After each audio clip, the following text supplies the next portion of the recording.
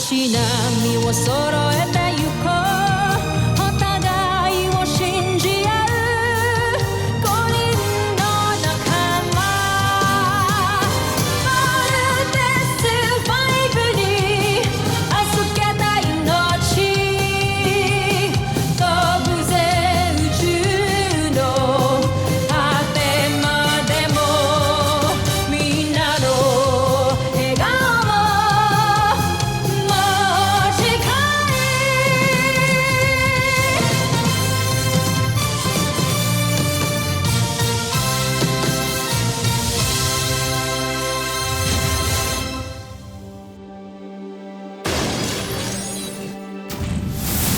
Nakaraan sa Voltes 5 Legacy. Pakawalan niyo ang Beast Fighter para malaman natin ang kahinaan ni Voltes 5. Parang depende. Okay, team. Get ready. Commence attack!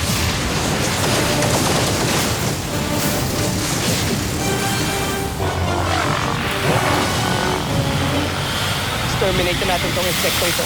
Let's vote! Ito na ang iniintay ko. Kitang-kita ang bawat imahe ng mga makina ni Voltes 5. Malaki ang matutulong nito sa ating pananaliksik. Ngayon, malalaman na natin ang sikreto ni Voltes 5.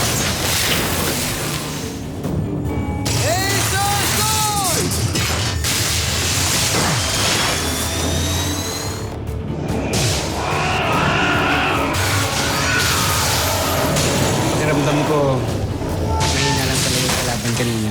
Kaya mabilis namin silang natalo. Bakit nga kaya sila nagpadala ng ganong klaseng beast fight?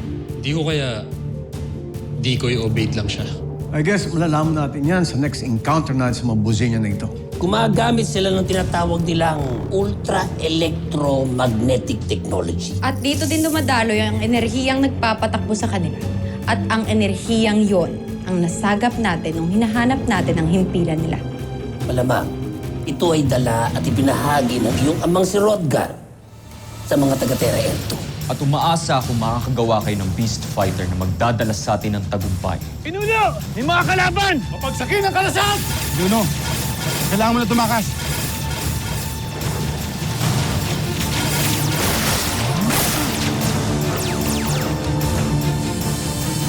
Hanapin nyo!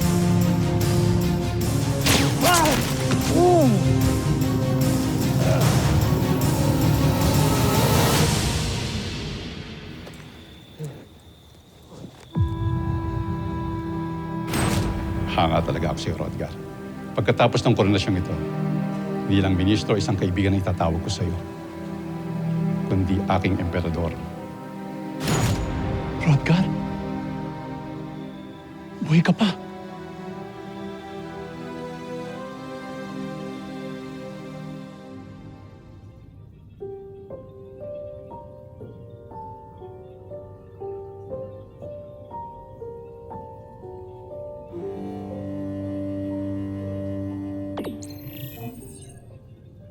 Tuloy!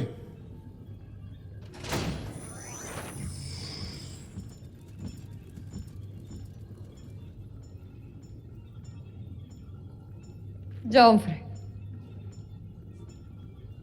Prinsipe Santos, napag-aralan na namin ng husto ang Voltes 5. At ang tinatawag nilang ultra-electromagnetic technology.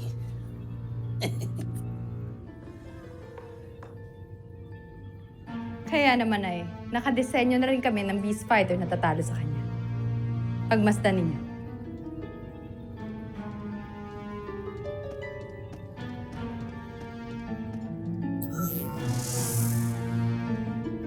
Ito sigurado na talaga kami. Hindi na tayo matatalo. Dahil ang Beast Fighter na nilikha namin ay may puwersa at lakas na tutumbas kay Voltes 5. At ang enerhiya ng Beast Fighter na to ang kokontra sa pagbuo ng 5 sasakyan ng kanilang pangunahing sandata.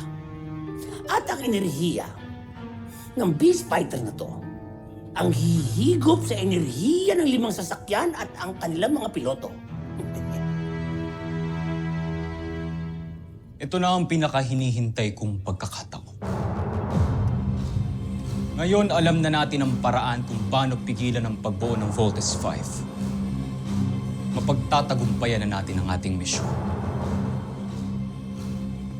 Mahusay ang ginawa mo, General Zhu. Isa kang magaling na general.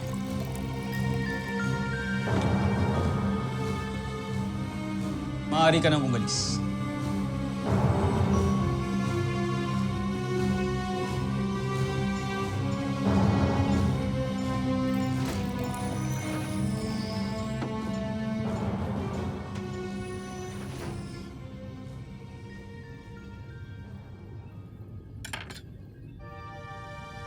Napakagandang punyal. Ngayon ko lamang ito nakita. Maaari ko bang malaman kung saan ito galing, Jonfer?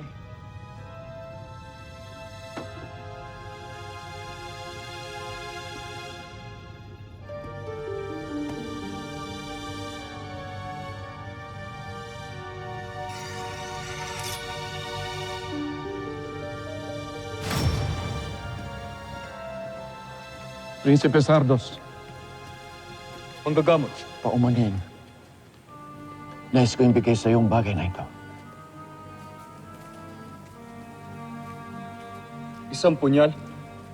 Yan ay pag-aari ng iyong ina, si Rosalia.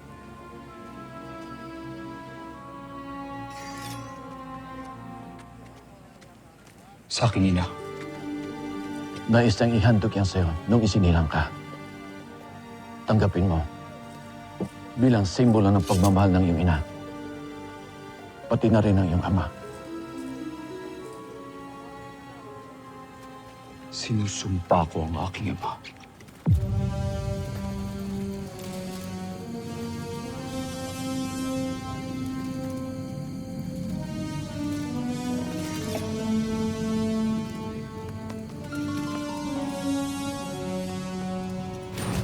Mula ito sa aking ina. Ito ang kanyang huling alaala. Mula sa aking traitor na ama na si Hrothgar.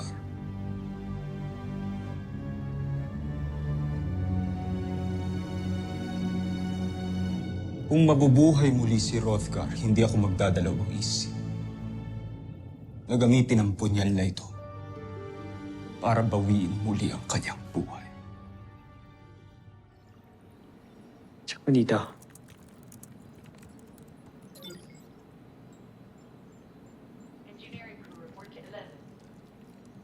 Wala ba talaga kayong nakitang pumatay kay Apable? Paulit-ulit na po namin tinignan lahat ng anggulo pero wala talaga kami nakita. Sino man yun, panigurado he knows his way around the campus eh. Hindi nyo naman may iwasan yung CCTV cameras kung hindi eh. Sino ba yan? Ganito, balitaan mo na lang ako kung merong development sa case ni Apable. Agad-agad, ha? Yes, sir. Yeah, good. Thank you, Steve. For what? For following up sa case ko. Alam ko naman na worried ka sa akin eh, so salamat sa concern. And to show my appreciation, treat kita sa dinner. Total, pupunta naman din ako sa town, nabibilin din ako, so tara.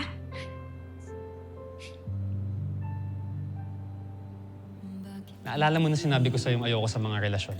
Kasi hassle lang. Problema lang. Sabi ko lang yun. Yung totoo, gusto ko talaga si Jamie. Steve, please tulungan mo ako sa kanya. Well, Jamie, you don't have to thank me. Come on, please. I mean, it's just to say... No, it's part of my responsibility as a team leader para bantayan kayong lahat. So you don't have to thank me, okay? Excuse me. Wait, I mean, gusto lang naman kita pasalamatan eh. I mean, it's just dinner. Kailangan mo naman din kumain, di ba? May gagawin pa kasi ako eh. Ano Ano ba? Are you avoiding me? What? You're avoiding me. No. You're avoiding me. Bakit? May problema ba tayo, Wala, Steve? wala, Jamie. Wala. It's just that may kailangan akong gawin. So, hindi kita masasamahan. I'm sorry. If gusto mo, pasama ka kay Little John, kay Big Bert, or kay Mark. I'm sorry. Excuse me.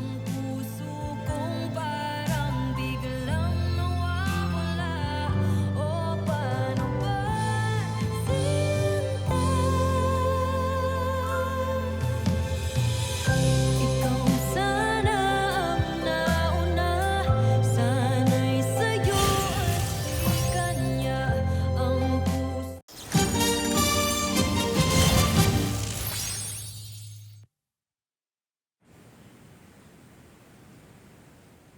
It's really not like him, Ana. I swear. Ramdam ko talaga na parang ang cold na sa akin ni Steve ngayon. Sigurado ka ba?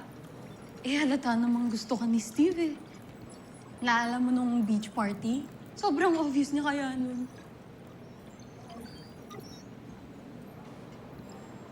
Ay, ako ba? Hindi ba obvious? Obvious? Saan? Gusto ko rin si Steve. Totoo ba? Ito nga. Oo nga. I really do like him, pero feeling ko kasi parang friend lang yung tingin niya sa akin ngayon eh. So, gano'n na lang yun? Diyos ko, Jamie, alam mo naman yan. If you like him, di ba? Go get him. Go for gold. Follow your heart. Fight for love. Di ba? O ano, ilang cliche lines pa ba ang sasabihin ko para habulin mo si Steve? Kaya mo na yan. Ako bahala sa'yo.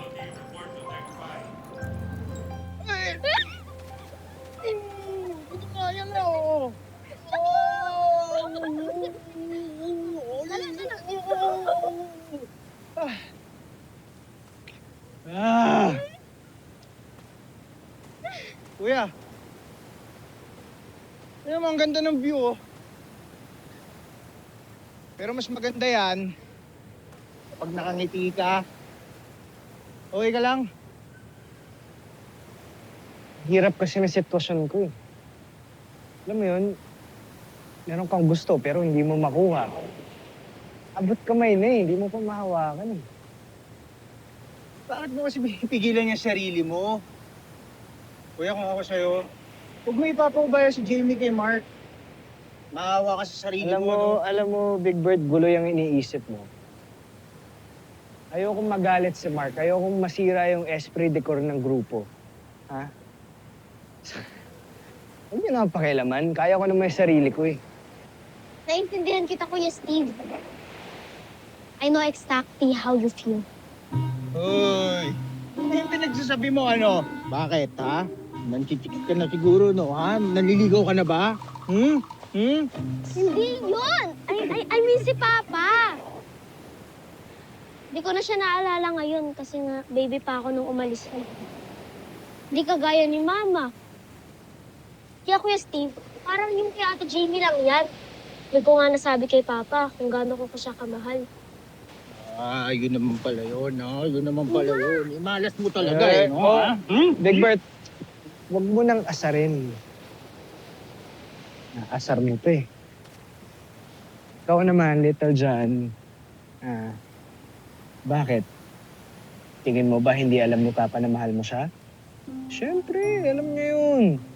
And ikaw, mahal na mahal ka rin ni Papa, ha? Lagi matatandaan yan, ha? Ha? Siyempre, pogi ka. Mana ka kay Papa. Tayong dalawa. Di ba? Pogi tayong dalawa. Di ba? Huwag ka na. Kasi mahilig ka mang asar. Kasi kung di ka mahal ni Papa, di ka magmamana kay Papa. Pogi tayo. Pogi na rin ako. I love you.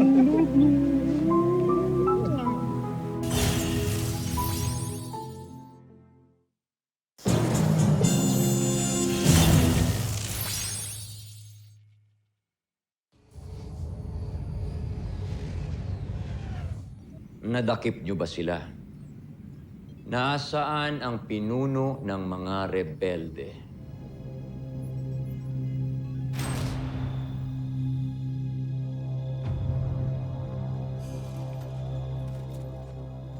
Na, General, hindi namin siya mahanap. malalim na ang gabi. Hindi natin siya makikita pa. Magsibalik na kayo. Yes na, High General.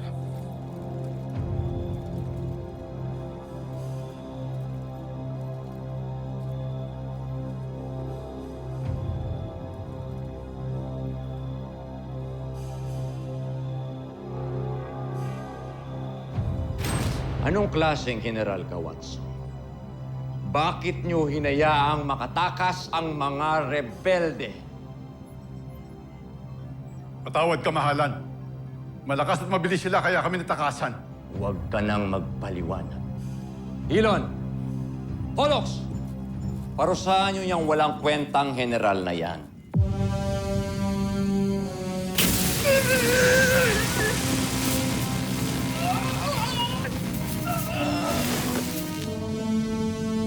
Yan ang dapat sa mga katulad mo. Omsak. Ilayo niyo yan sa akin.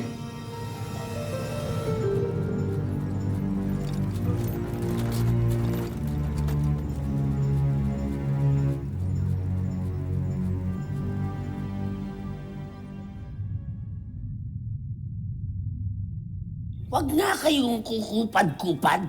Di ba kanina ko pa sinasabi sa inyo na ayusin nyo na yan? Sige na! Bilisan nyo! Ayusin nyo na! Bagal ng mga to. Sak! John.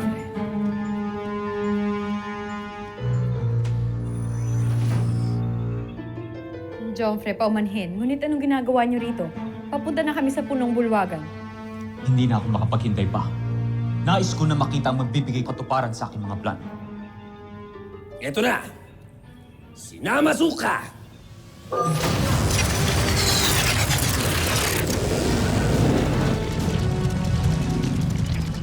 Kagilagilagas.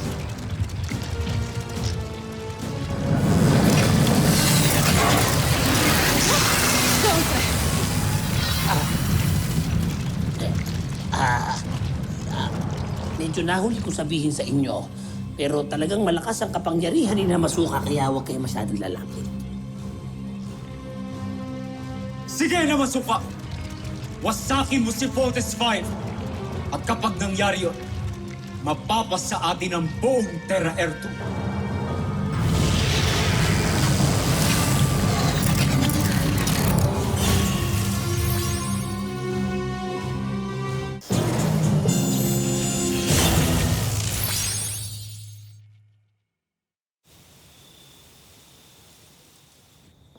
Mark, Steve, nasan ka? dito ako sa city. Bakit? Ayun, tamang-tama. May favor ako sa'yo. Para kay Jamie.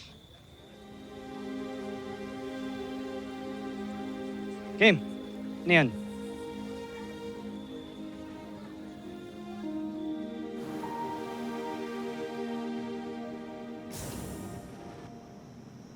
Jamie.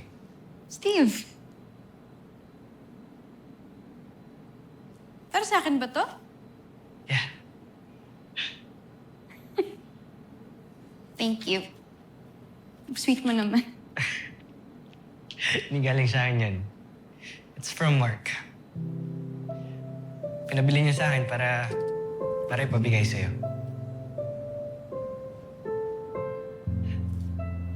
Sweet naman ni Mark.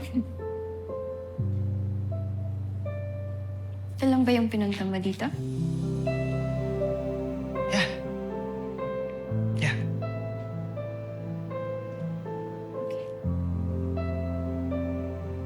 Good night. Good night. Bakit hindi ka napansin? Nandyan ka lang pala sa aking tabi. Ba't hindi naisip na baka ikaw na ang para sa akin? Kala kaibigan lang, pero parang nahulog na rin ba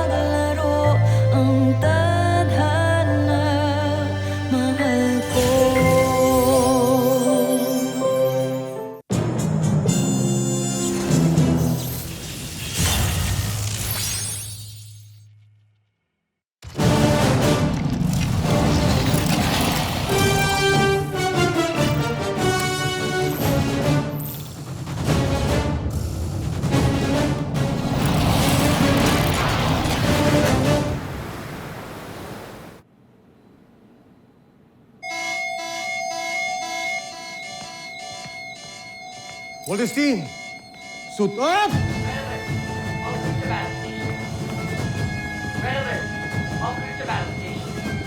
Oh, Jimmy! Si Steve. Attention. Bolt machine launch commencing.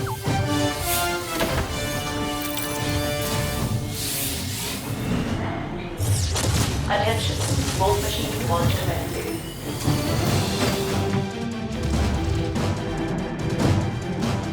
Attention. Bolt machine launch commencing.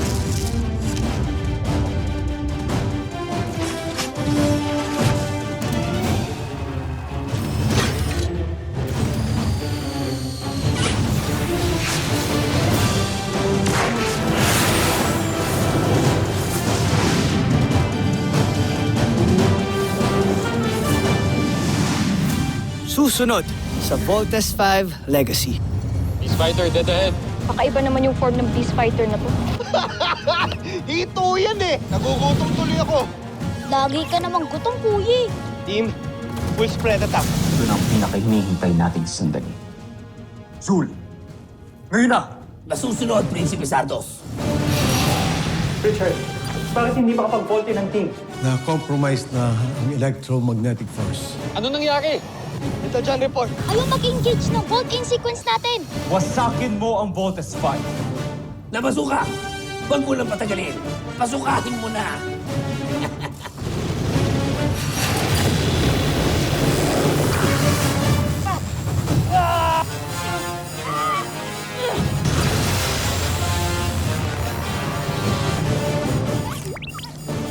Natalo ko rin sila. Panalo ang intensyon mo, Zul.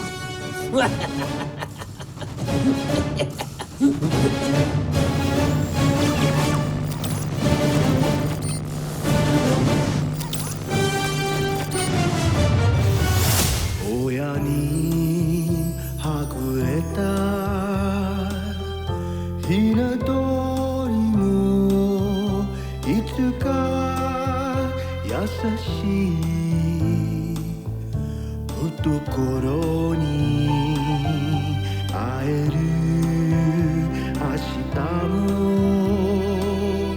あるだろうなのになぜ巡り会える父の影泣くものか僕は男だ信じてる信じてるその色ことこの手で父を抱きしめる犬ことを